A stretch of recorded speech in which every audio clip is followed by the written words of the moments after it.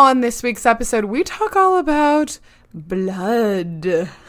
Ooh, as you know, wow, and it's not even Halloween yet. Ooh. As you know, we have a bleeding disorder, and we've never done a full episode about it. So stick around.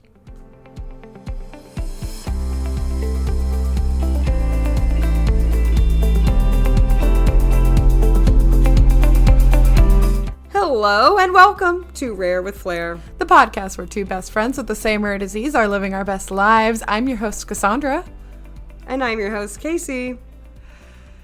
It's summer. It's summer, and it's the so longest hot. day. It's so hot, and it's the longest day of the year. Yay. Today. Oh my goodness. Officially the I first took my day. dog out. Yeah, I took my dog out to pee tonight, and it was not night. It was like light outside. It was strange. So nice. Very strange. So fun. So nice. So this summer's been fun So for me. fun. How's it been for you? It's been good. It's been hot. My dog, once again, is drinking a lot of water throughout the night. He's struggling. He's hot, and you know, but it's been good. I've been in the water. I've been swimming a lot. I did go Yay. kayaking, like I prefaced on the other episode we did, and I love the water, and I love being in it, which is why summer is a great time. And I try to soak that up, no pun intended, because you know we don't get to be in the water in the other seasons as much. So this is my time. Very true. And you guys, this week is an exciting week. Do you know why? Why is it an exciting week? Well, I'll tell you, because you don't know. This is only information that I would know. Of course. Our very own Cassandra, you are entering your late 20s. You're turning 27. No, it is exciting. I gotta very say, exciting. Thank you, girl. Thank you so much. I feel like a couple of things. Number one, I'm excited. I've always wanted to be in my late 20s since I was in my early 20s. And it feels Perfect. like a special time where you're like, you know, finally really feeling that adulthood. And I think it's starting off strong. It'll be like the day before this episode actually comes out, but like, Yeah, so wish Kaz a happy birthday on the socials. I also had to say that now I think this is true. Now I'm finally the age that you were when we started this pod. Well, yes, you are. Oh my gosh. Wow. Oh my gosh. That just says that we've been doing this pod for a long time. Yeah. I was only 27 for a few months. 4 months. Wow. Yeah, That's wild. Into the pod. That's crazy. We've been doing this way too long. Not too long, but long. But yes, everyone wish Cass a happy 27th. So exciting. We're going to have to hear an update when we come back next time on how your birthday went. For sure. Thanks. Anyway. I love you. Okay. And how have you been? I've been good. I've been busier than I thought I would be. I thought my life was going to be calm and boring once I finished my master's. It's not. I don't know who I thought I was, but of course I was going to invent things for me to do. So still have stayed busy, but it's been a good time. Good. Good busy is good. Yeah. I'm excited. Yeah. Well, as you said in the opening, we're going to talk about blood. Dun, dun, dun. Dun, dun, dun. Little disclaimer. If you're squeamish, we're not going to be too gross about it, but we are going to talk about blood and bleeding. That's what this is about. You know, we're going to stay pretty medical, though. We're not going to be really graphic, okay? It's going to be fine. It's going to be fine. Toward the end, we might share some stories. So if you want to tap out at that point or fast forward to the end, we don't blame you. But I think this first part should be relatively tame. Cass, how have we never done an episode about this in the entire 96 episodes we have made? Actually, more than 96. Truly. How is that possible? I don't know, and frankly, the idea for this came because of the Hermansky-Pudlak syndrome conference. Yeah. So, Yeah. you know, as if you're new here, you know, Casey and I both have the same rare disease, Hermansky-Pudlak syndrome. We met 10 years ago, more than that now, at an HPS conference. And every year we get to go and learn a lot of new things. And this year, our founder and fearless leader, Donna Appel, who used to be a critical care nurse, so she's used to dealing with many life-threatening situations besides those of her daughter, who also has Hermansky-Pudlak syndrome. So she knows a lot about bleeding and has, over the years, given a lot of great tips. And she did this really good session about it at the beginning of the conference this past March. And it was great. It was so good. I feel like I still learned stuff. Good. I still was learning things. As you may or may not know, Hermansky-Pudlak syndrome is a bleeding disorder. There are a lot of different symptoms that go along with HPS, and some people might have some and not others, but the bleeding is something we all share. We all have it. It's actually one of the ways to diagnose HPS is to look at our platelets under an electron microscope, because most platelets have dense granules, which look like little dots, or chocolate chip cookies, if you will. And our platelets do not have any. So they are just flat and they look like a sugar cookie or butter cookie. And that's why the ladybug is our HPS symbol, because dots, we don't have the dots. We need the dots. We want the dots. To clot. So we don't clot properly. We do have enough platelets. They just are not formed correctly. So, right. Science-y stuff also. Science. I know for a lot of you who are OG listeners are like, you guys have explained that 400 times. I'm so sick of hearing it. You could probably recite it yourself. Probably. And for that, we are grateful, because that means you could teach people about HPS and raise awareness. And therefore, you should get an honorary sugar cookie.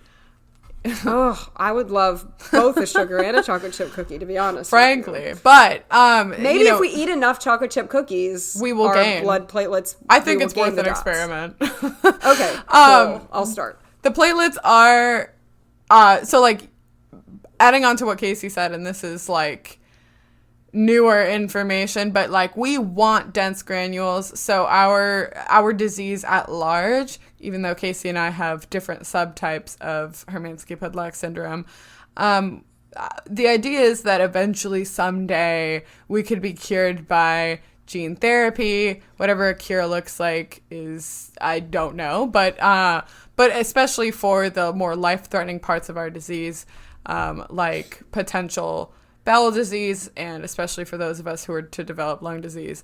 But a way to find out if gene therapy actually works is to see if, like, after some supposed magic gene therapy treatment, to look at our blood and to see if we grew dots.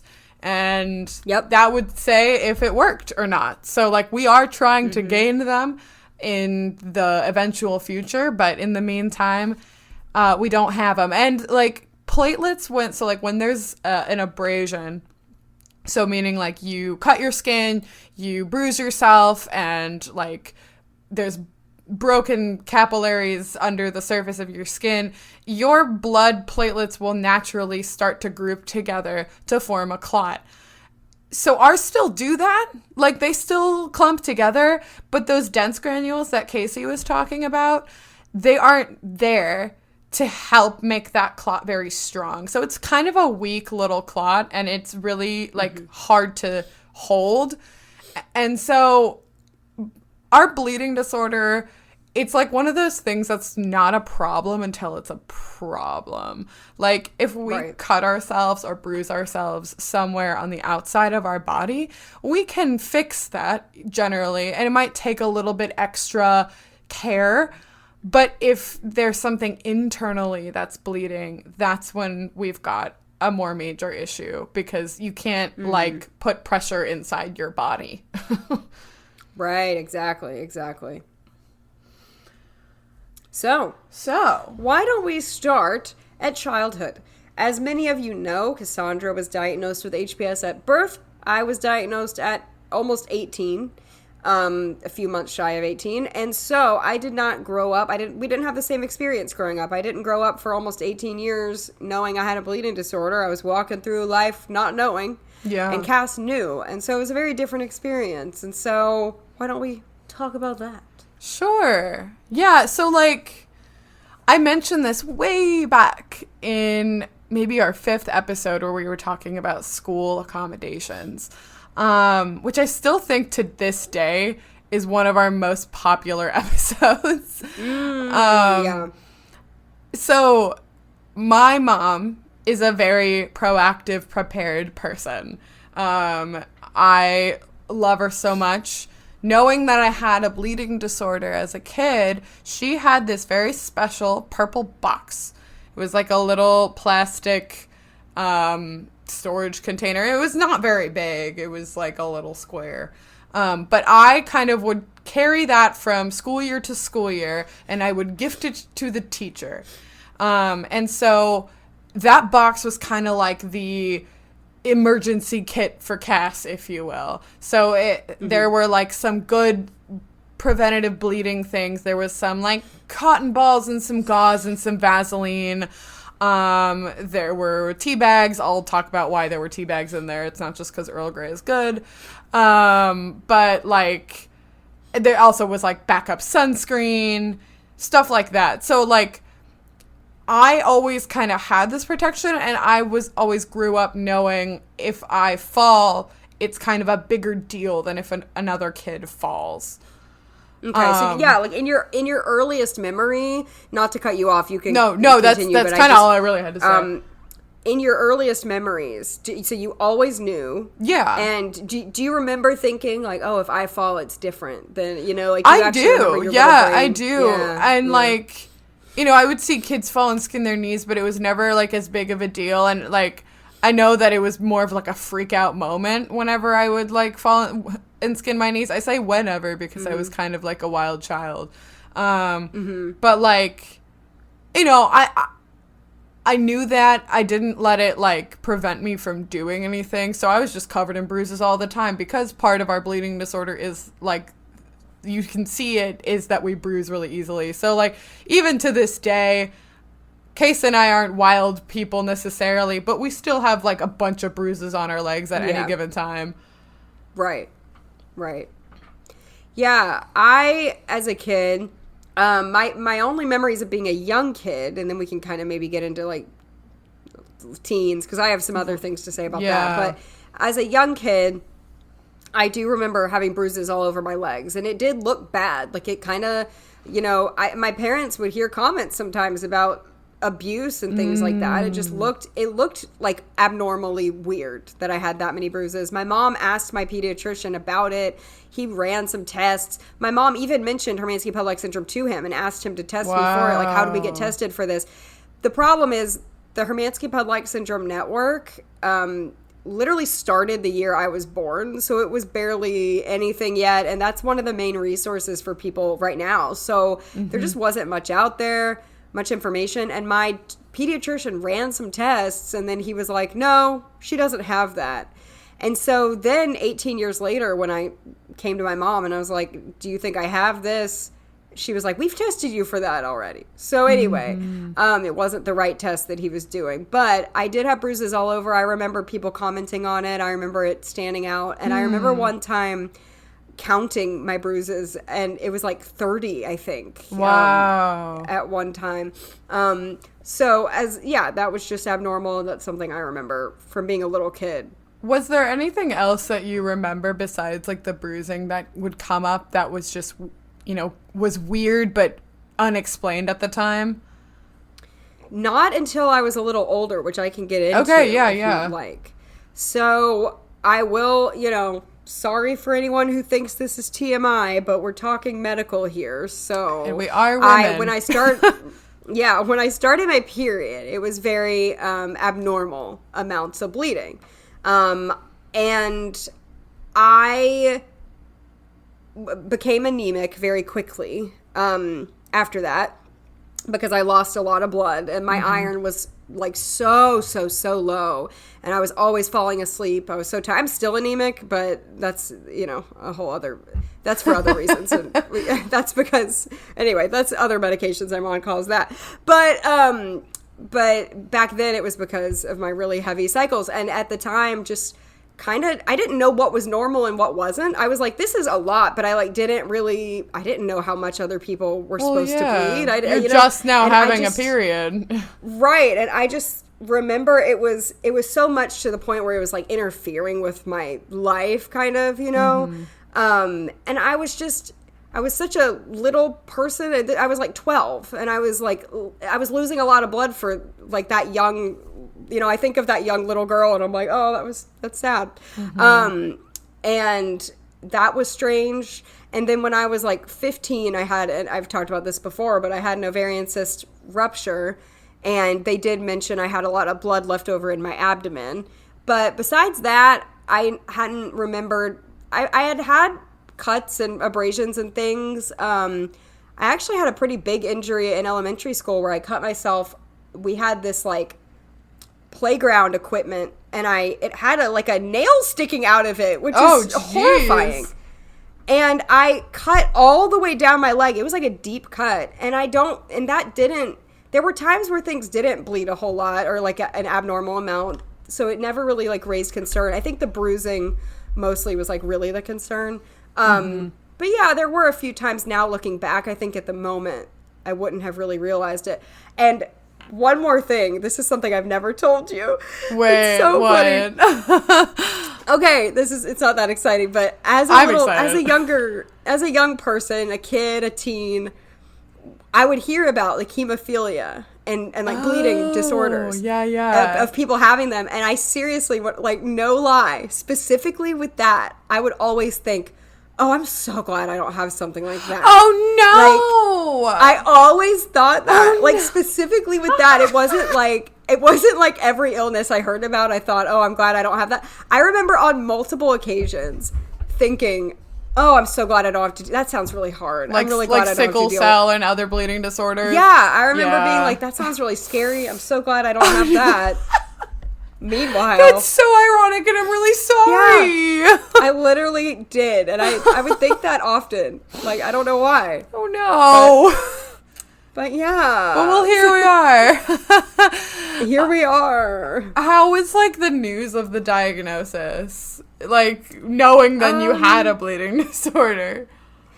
I remember the news of the diagnosis being really jarring, but I don't necessarily remember it being jarring because of the bleeding specifically. It was just the whole thing, the whole package. Sure, that makes sense. But I guess I wish I could remember more. Now it's been a long time, and right. I remember more so just feeling very isolated. Like, it wasn't that I was like super concerned about the bleeding. It was more just like, I feel so alone because I hadn't met anybody yet. Sure. I hadn't gone to a conference. I hadn't connected with the network.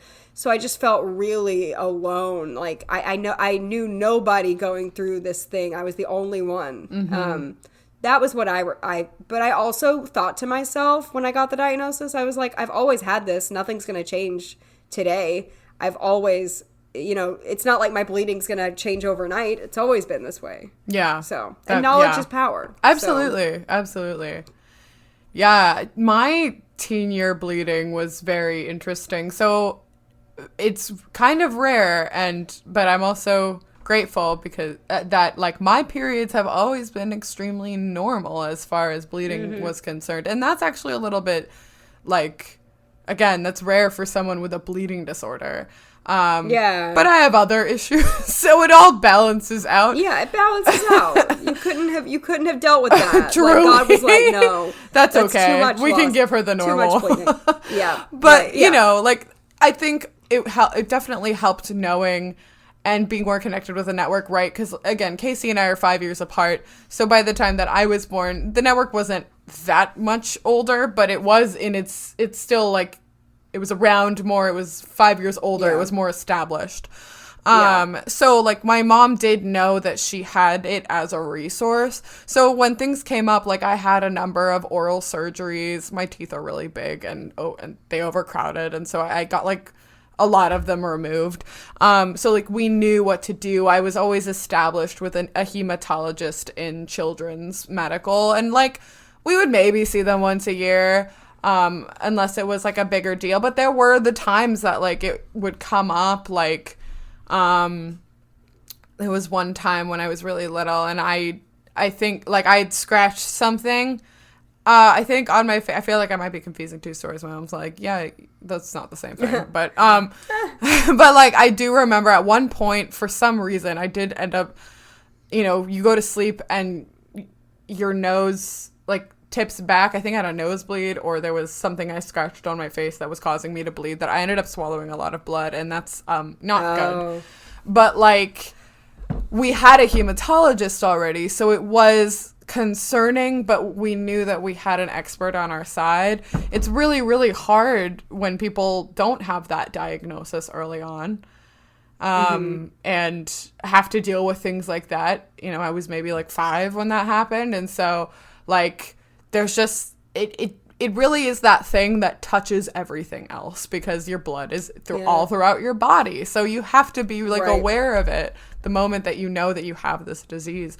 Have you ever had a bad nosebleed? Like, is that something that happened to you frequently, or? My nose will still bleed when it's dry outside, but it's never like aggressive, you know, it's just kind of, yeah, I don't know, but it's not, again, it doesn't like gush or anything, but I've got some, I want to talk about bleeding management in a second, because I do have like some really great ideas for things like nosebleeds, I've never had a significant nosebleed in my life. Yeah, I know some people in like some our community that have.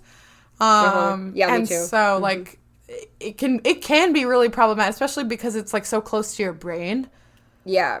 Some so you do have to go to the hospital. Yeah, you do have to be really careful with a nosebleed. It can get serious faster than you think. You're like, oh, whatever, but I think obviously, kind of to wrap up teen years, like I'm not gonna get into a lot of detail, but like my biggest issues with bleeding have and hopefully always will be having bowel disease. I had bowel disease since I was 15, and some people with our disease have it in a way that it's more controllable and does not cause a lot of internal bleeding. I was not as fortunate.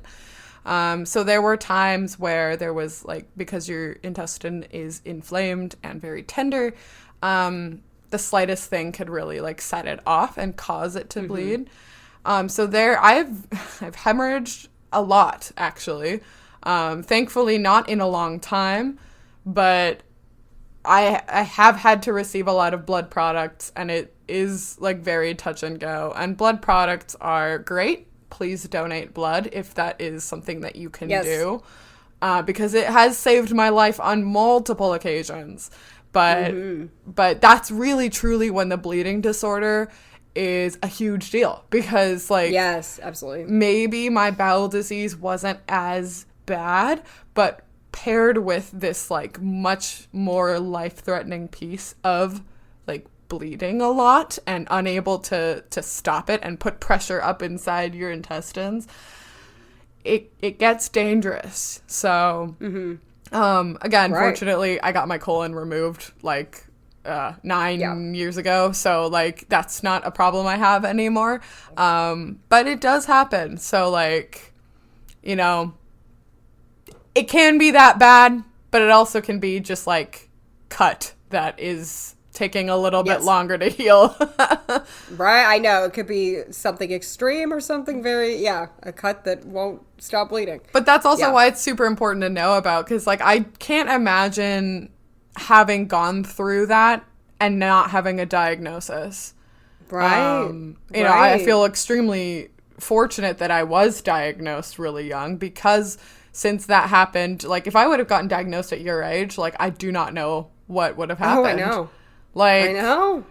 So also, if you happen to be in medicine or in healthcare, just be aware of Hermansky-Pudlak syndrome. And, well, you know, we have... Oh, I'm so sorry. Oh, I was just going to say, like, learn more about it on hpsnetwork.org.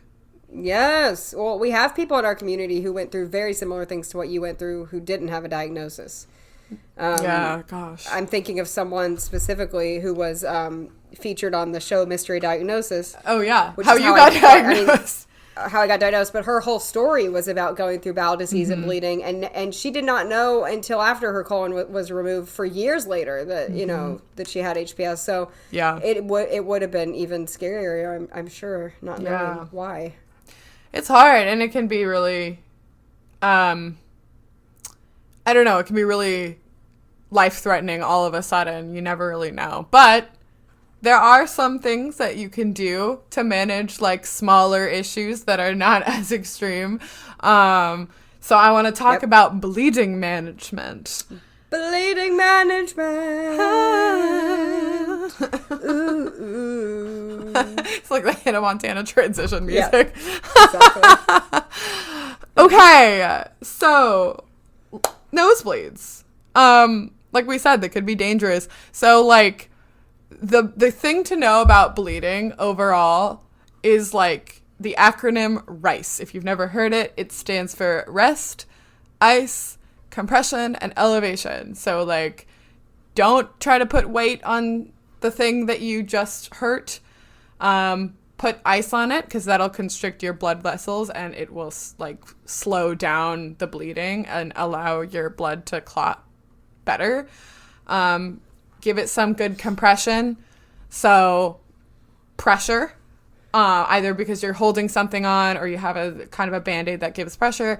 And then elevation, trying to get whatever was bleeding, if you can, over your heart, so that, like, it also, like, limits the amount of blood that's flowing to it. So for a nosebleed, compression is really good, especially on the outside of your nose. You don't want to, like, pack it full of gauze, because the moment you take that out, you're, like, disturbing a very sensitive blood clot, because, like we said, the blood clot that we make is often really weak.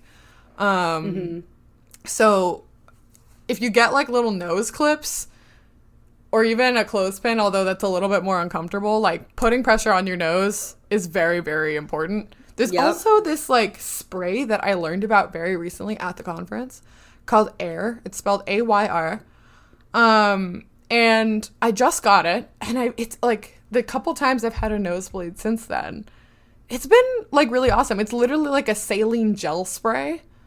Ooh. And it looks just like a bottle of nasal spray. And, like, it works. Like, because a lot of times your nose will bleed because the environment is dry. So, like, you need to lubricate it a little bit. You can also use Vaseline or something. That makes sense. But that stuff is really nice. Very nice. And hey, people get nosebleeds even that don't have bleeding disorders. So we're helping everyone. We're helping the masses. We really are making a difference. Another quick thing is, like, teeth. So, like, kids lose teeth. And this, again, could work for any kid. Tea bags. So the reason I had tea bags as a kid in my box is because black tea has astringent properties. So basically you kind of activate it with some, like, warm water, and you put it on where you lost your tooth, and it might sting a little. It might taste a little bitter because it's tea after all. But it does help stop the bleeding, and is really, like, good for the tissue of your gums too. So highly recommend that if you have That's a young good kids. one. All of my tooth loss was before I knew I had HPS, and I definitely don't remember it seeming any different. But, you know, I wouldn't have known. But it might have been good for me to know, so I could have used some help there. Yeah. But I hadn't thought about that until now, about tooth loss, like, and bleeding. Straight up, the only reason I remembered it is because that was part of, like, my purple box, you know?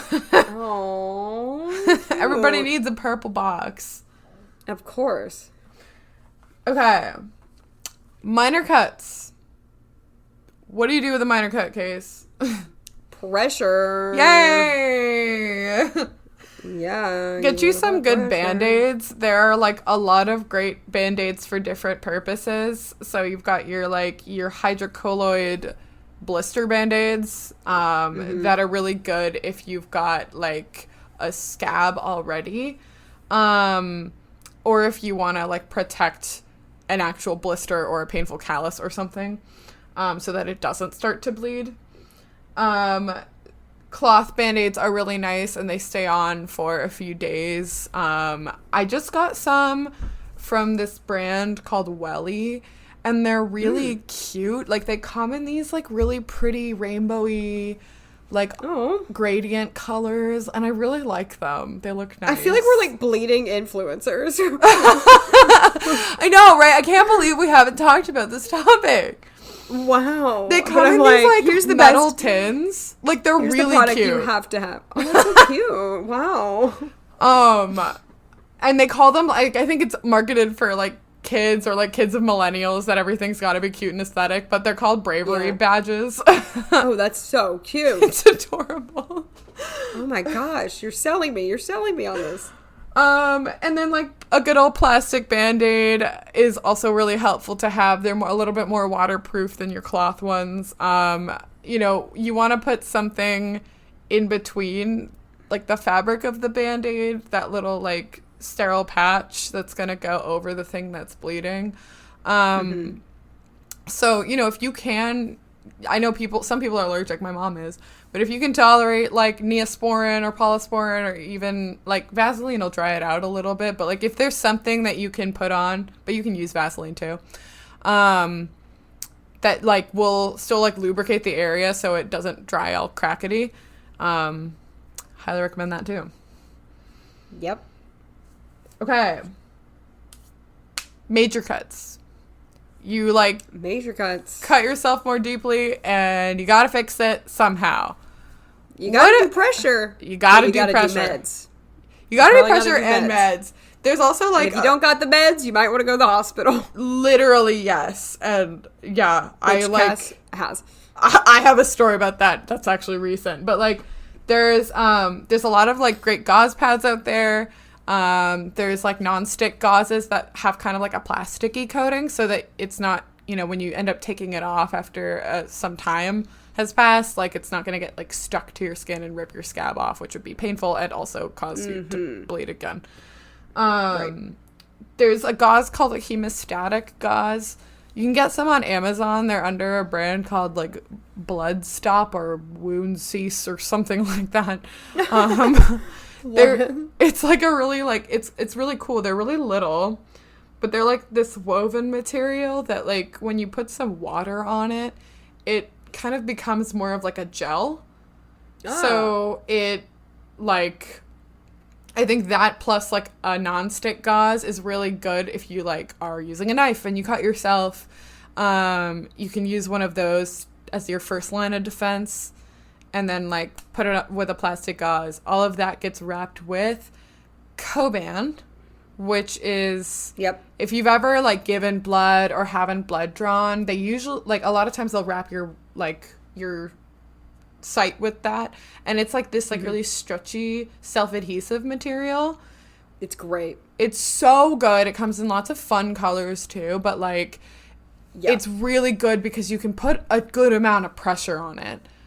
Yes, and I love that it sticks to itself, and it doesn't like hurt to take off. You know, most adhesives you have to yank it off the skin. It hurts. And and Donna was giving them away at the HPS session about bleeding, which was awesome. I took some. I took like a hot pink one. Oh, that's so cute. I took a green one, and I love it. She's pretty. Love that.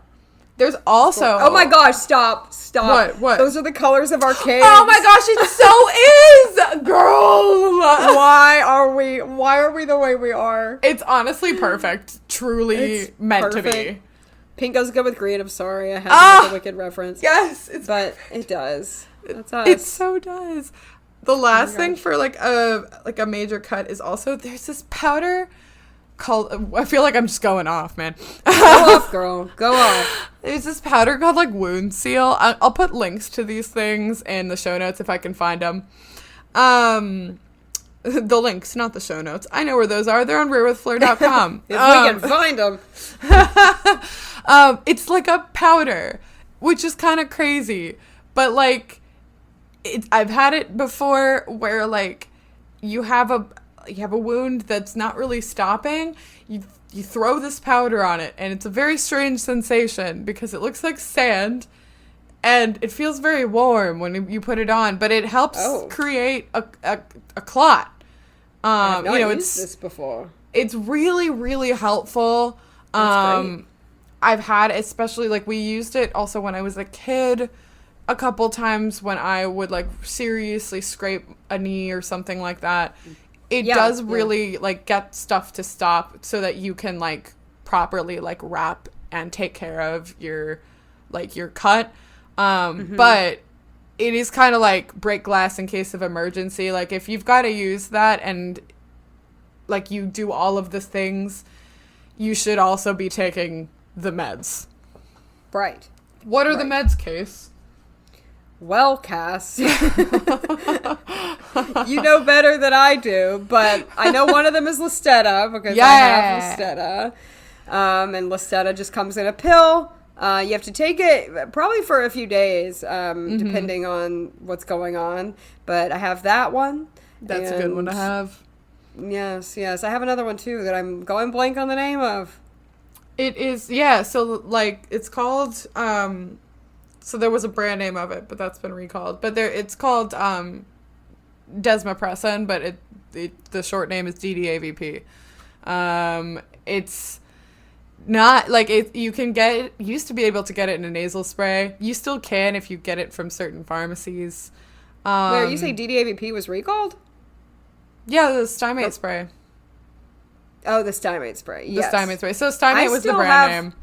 I got it. I still have the nasal spray. The nasal spray is good, but like you can't get it from Stymate anymore, and for some reason there's this hold up. I have to get mine from a compounding pharmacy, which is why I have one, and I know you have one, but it's not the Stymate brand either. There was something weird about it where like it was like overly potent several years back.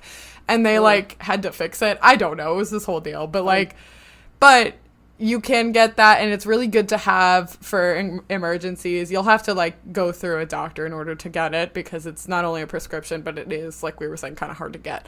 But that's really, really helpful to have on hand if there's something, like, really, really going wrong and you're at home and you're like, what do I do? That's the thing that you need to, like, stop it. You got to be careful with it, though, because, like, you have to be on this, like, fluid restriction for 24 hours because it can affect your sodium, and it's honestly really rough. Worst. I hate it. It's the worst. I hate it. You can also get it as an IV, which I've also had. I've done that. And, like, you know, again, has to be done, like, can be done outpatient, but also, like, you have to be, like, somewhere that they can give you an IV. Yes, and you don't have to take DDAVP only in an emergency. You can take it before a procedure where you know that you're going to be bleeding, like a surgery, or like if they're ever going to take biopsies during a colonoscopy, endoscopy, anything like that. That's another time that we would take it. Yeah, anything that might cause you to bleed. We don't... Yes. The last thing we want to avoid is blood products, and I'll get to that in a second. The couple other things you can take are... So you mentioned Listetta. That's the brand name. A lot of times if you just say TXA, they'll know what you mean in the ER. It stands for tranexamic acid. No one knows how to pronounce it. They always like stutter over it, and that's fine because I don't really know how to say it either. But like that's the pill that you can follow up with. There's another one called Amicar aminocaproic acid. Yes, but like that's the one that I said I couldn't think of the name. That one... Listetta's better. You could the pills are smaller and you don't have to take them as frequently.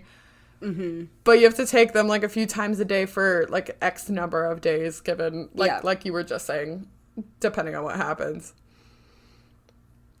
The other thing that I just had, this is brand new for me, and my hematologist was the one who recommended it. I had a procedure recently, and it's a blood factor, actually. So, like, your blood has different factors. They all have numbers. They do different things.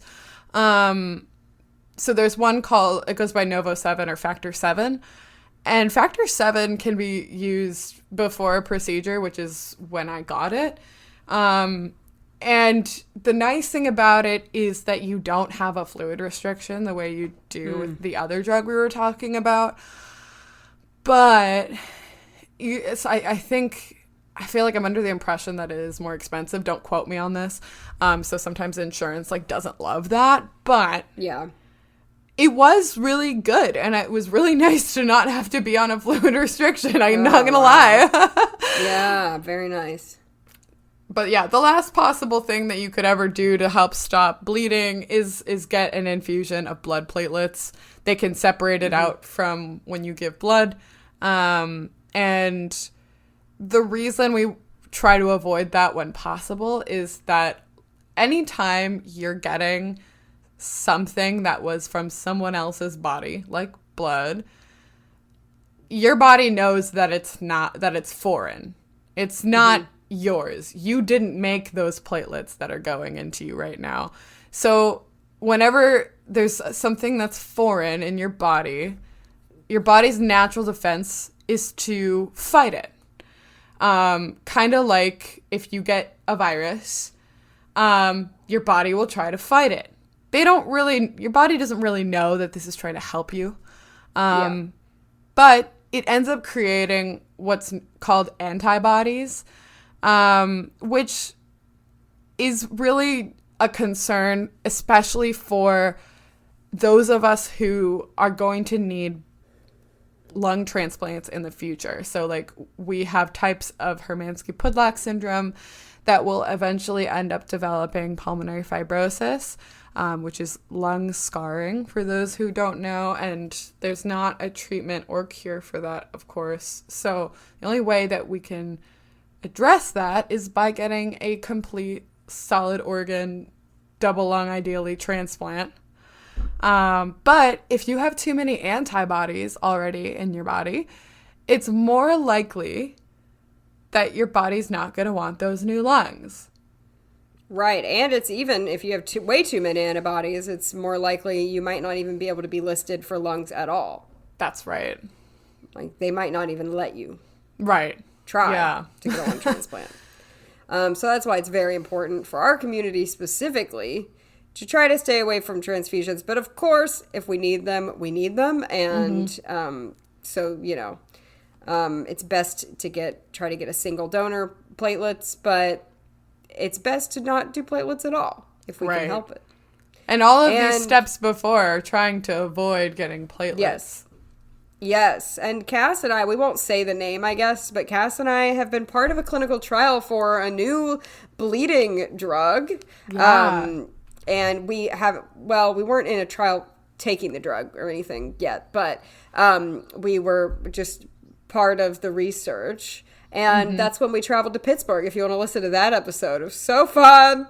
But that gives us hope that there are going to be even better therapies for bleeding in the future and even better options so that we really won't have to ever do transfusions or have a fluid restriction or any of these other things. Yeah, no, and honestly, that would be such a game changer, truly. It really would. It really would. And it looks like it's working, so hopefully this would is be really nice.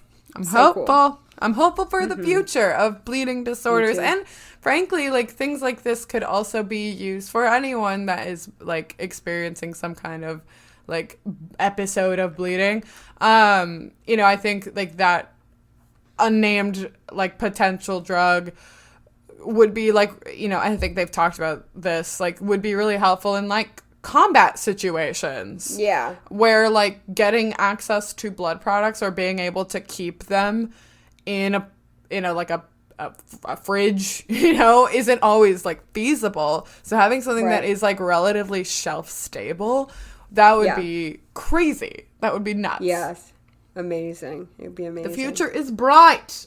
Yes, bright, except hopefully not too bright because we have albinism.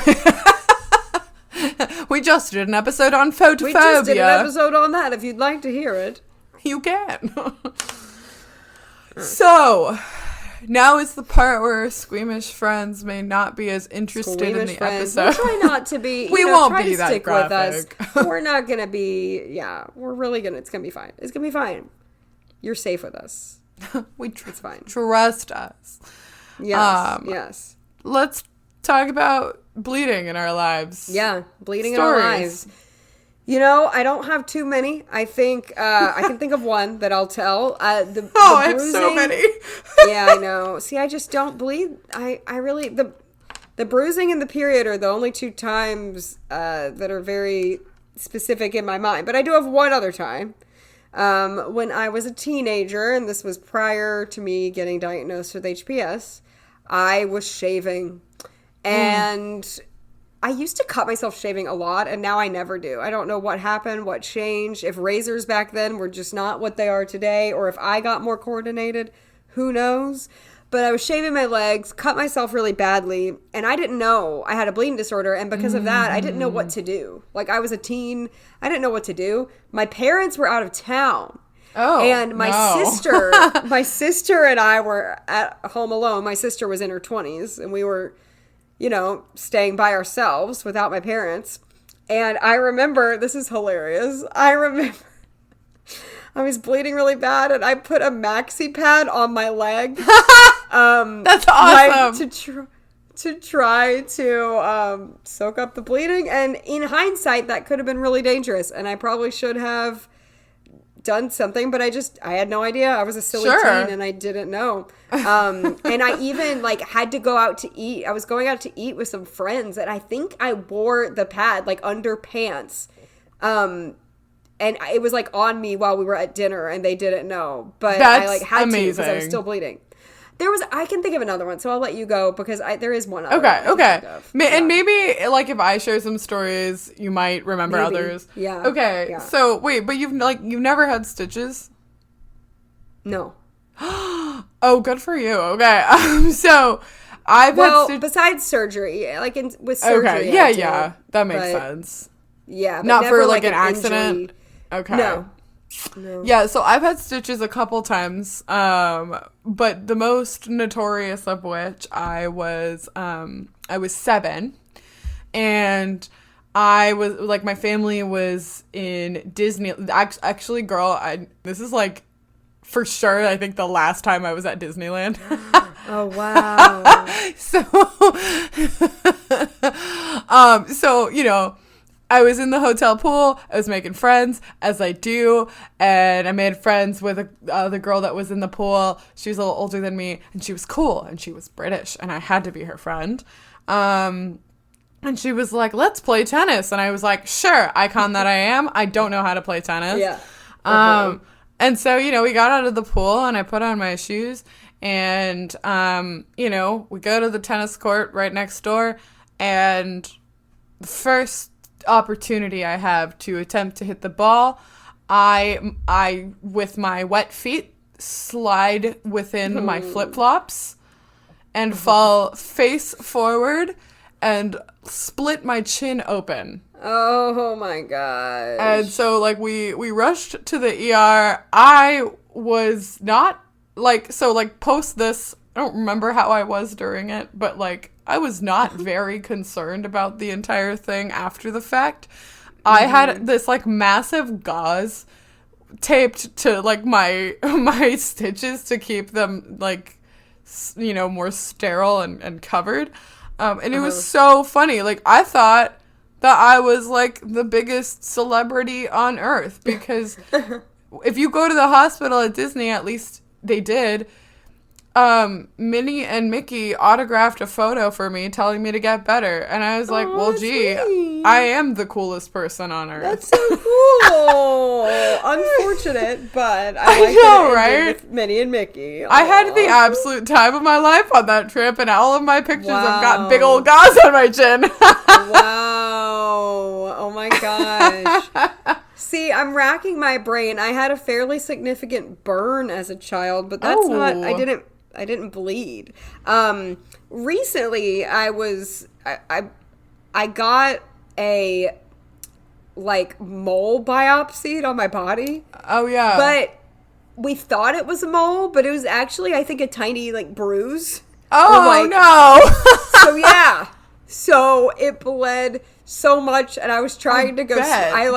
I really did a lot of compression and everything, but I was trying to go swimming that day, or I was laying out by the pool, but I was lifting I had to raise my leg, and I was and it was just funny because I was there with a friend, and I was I don't want to bleed everywhere, and I'm raising my leg at the same time, and it was just, it's a cute look. It's a look. Oh man.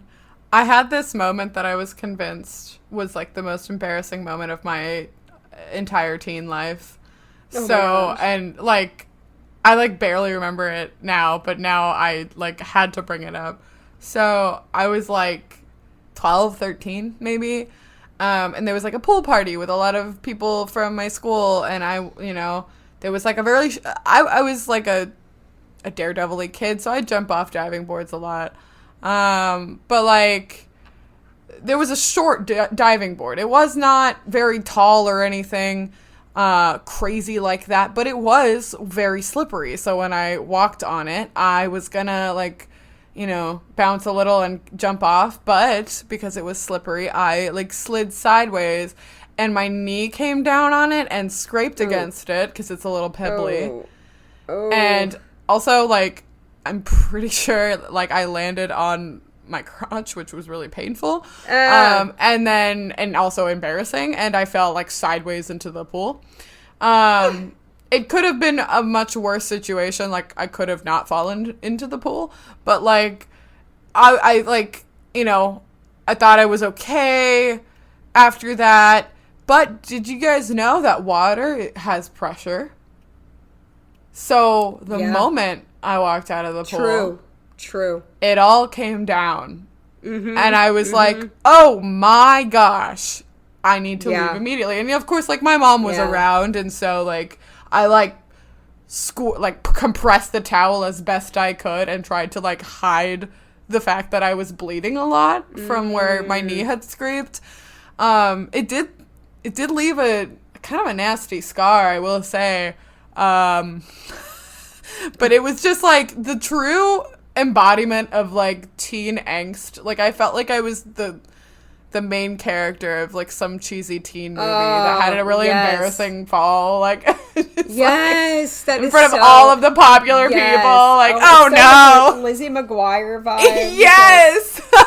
Yeah, like, I when you said that, I did think, I am thinking of more things, but I definitely have had bleeds like that where you don't realize it's happening. You look down and there's blood running down your leg, and you're like, wait, what? So this is a fun one. So I am a chronic skin picker. It's really fun. I love being that way. It's really something I've really worked through in therapy. I'm not being funny, like, actually, but I still struggle with that. Anyway, I was doing a performance on stage, you do, and I had picked my finger, and my finger was gushing blood, and I was on stage, like, I couldn't do anything about it. I was on stage, and it was, like, got to the point where it was just really, like, all over my hand, and I think it's a prop. Like, it's part of a prop. Yeah.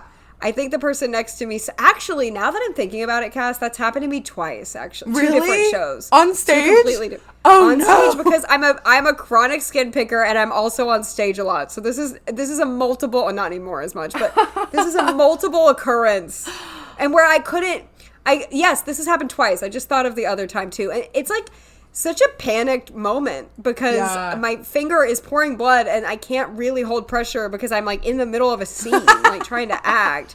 And that is 100% my fault for picking at my skin, but I also can't stop sometimes. So, it's kind of, like, sad, but it's also the hilarious. intersection of mental and physical health. Truly. It's funny looking back now, though, that, like, I'm on stage trying to act while I'm actively bleeding and I can't fix it. And oh my gosh, it's terrible. Blood, like, gets on your clothes. I don't know. It's gross. A lot. It's gross. I know. It's gross. Oh my gosh, it's really funny.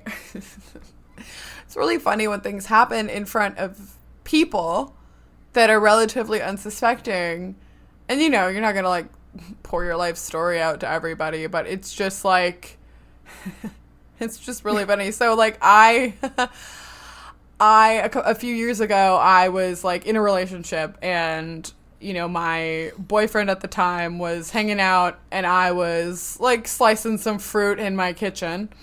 Oh, no. And I also sliced the, part of my thumb, and I was like, oh, Lord, okay. I had already at this point disclosed the fact that I had a bleeding disorder. But I also, like, didn't want to freak this man out. So, like, fortunately I was in my own home, so I could take care of it, but I, like, scurried over to my hall closet, which is where I have this beautiful, like, box. It's like a... Is it purple? It's not purple. Oh, that's devastating. It has a chevron pattern on it, though. I'm, like, holding it up so that Case can see it.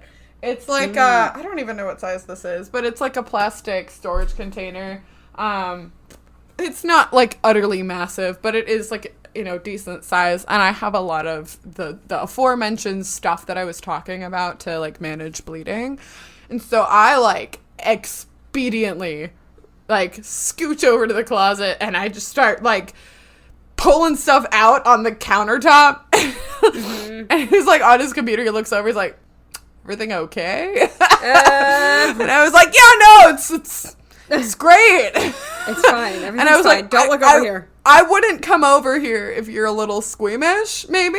Yeah. So once I had, like, wrapped it all up, I, like, kind of explained, but, like, I was very much in, like, adrenaline go mode too. I was just like, don't talk to me right now. I'm fixing this. Like, yeah, yes. It's a time. It's so time. Funny. It's a time. It's a time. You don't want to, like, call attention to it. It's like, everything's fine. Everything's fine. I'm just, like, bleeding, but it's fine. Like, no, it's okay. fine. Like, yeah. It's hard, and it's, like, a lot for people too, because, like, you know, it's one thing when it's also your own body, but it's when it's, like, on someone else's body, I think, like, it's worse. So, like, you know, you gotta be careful, but you gotta have your stuff with you. That's the key. Yeah. I remember, you know, this one is like when being blind meets the bleeding, which is fun.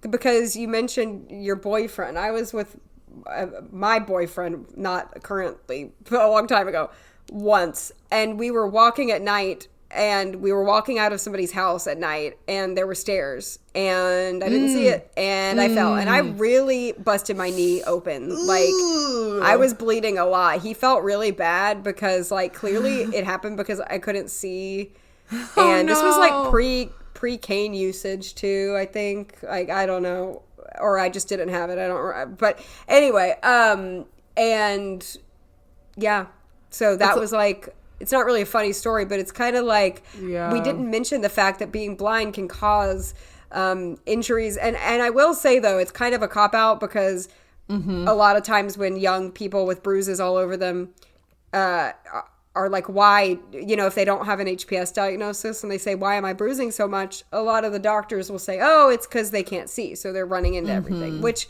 might be true, but that you still shouldn't have that many bruises. So, right. You know, if something feels off, keep trying to fight for that. But I will say, being blind probably has caused a few more injuries than we would have. Oh, for sure. Otherwise. Like, anytime I, like, hip check myself because I didn't know, like, every depth perception. Every time. That's me. It's the depth perception. I have, like, my dog has a gate downstairs, and, like, I hit it a lot just when I'm, like, carrying laundry or you know, trying to get through it.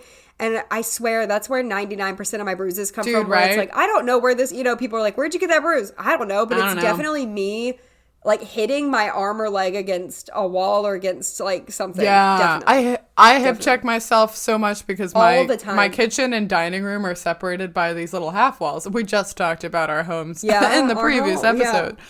Yeah. But these little half walls, they're kind of nice, but they're exactly at the level of my hips. And so I always end up with at least one bruise in that general area because of my stupid half wall. Yep. Totally. The last story I have for now is, like, so this was recent. This was in October.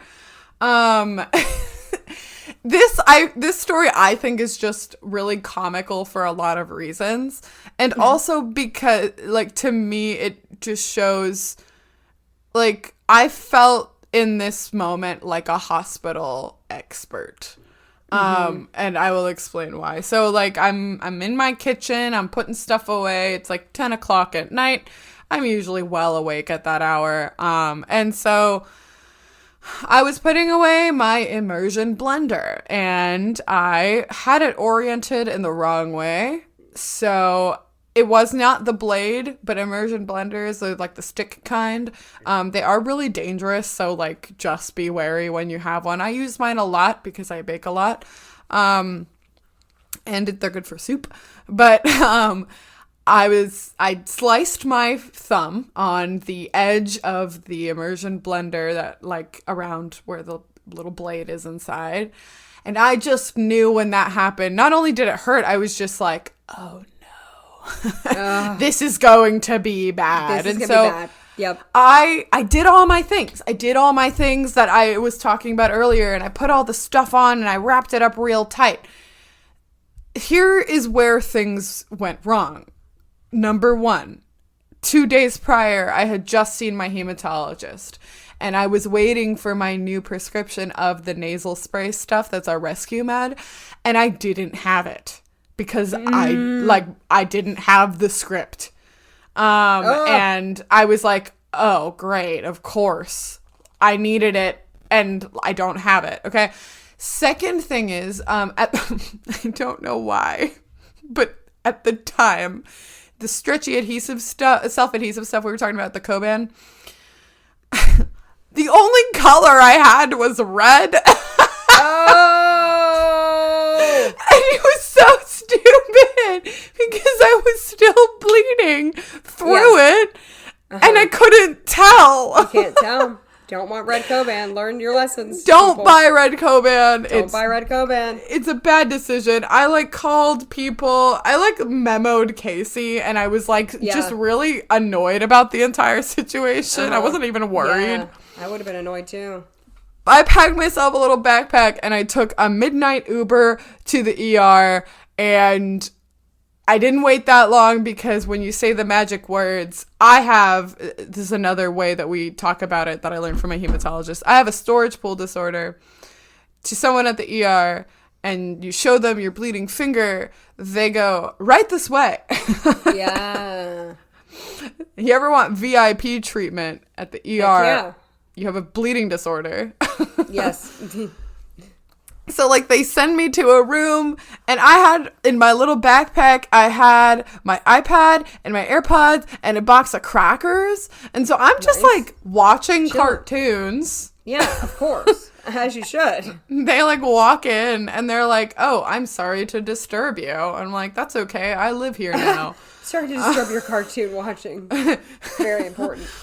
But yeah, so anyway, I mean, it really worked out, and I gotta say, I felt like a champion that day because they also, after I explained to the resident that was attending, kind of everything that I did about it, and that I, the way that I wrapped it, and that I knew about my bleeding disorders, when being your own expert does pay off. You know, they were impressed. I felt like I got an A in bleeding disorder that day. I love that. Even though I needed 2 stitches in my thumb. Yeah. They were like, oh, well, you did all the right stuff. Yeah. I love it. Oh my gosh. I do remember that night. What a night. I can end it on one quick story that I just remembered. I had on my right arm, what would you call it? What is this called? The top of your arm, your bicep. Tricep. Or your bicep. One of those. Yep. Yeah. The bicep. You're right. On the bicep. I had this big bruise, and it would not go away. And I remember this. Then it would start to go away, and it just kept coming back. And I was like, why does it keep coming back? Clearly I'm hitting it in the same spot over and over. I was really trying to figure it out. I couldn't figure it out. I was like, am I holding something in that arm? I have no idea. I was working out a lot, and I was wearing this sports bra that was really tight. And so every time I would put it on, the tightness would hit right there on the arm when I would be taking it off or putting it on. And I'm like, we always joke that and Cass has had clothes bruise her as well. And we always joke that, I had a bridesmaid's dress bruise me. That was bruising you. Yeah, when clothes are bruising you, you know, you have a bleeding disorder. Yeah. Yeah, it's true. Oh my gosh. And unlike, you know, as a disclaimer, unlike bleeding disorders like hemophilia, it's not spontaneous. It's usually because something happened that will bruise. But it does happen with some frequency. Mm-hmm. So, you know, if you have albinism and you've never been tested for HPS, this is our PSA. Go get tested for HPS. It's better to find out that you don't have it than to not know. Knowledge is power. Knowledge is power. It really is in this situation. Yeah, because you really just don't want to be in a really emergency situation and not know why this is happening and why, and like the doctors are like, why is this bleeding so much, and you don't know. So you gotta be careful and take care of yourselves, guys. Yep. Take care of yourselves, y'all. We love you so much. We will see you in 2 weeks. Yes. Bye.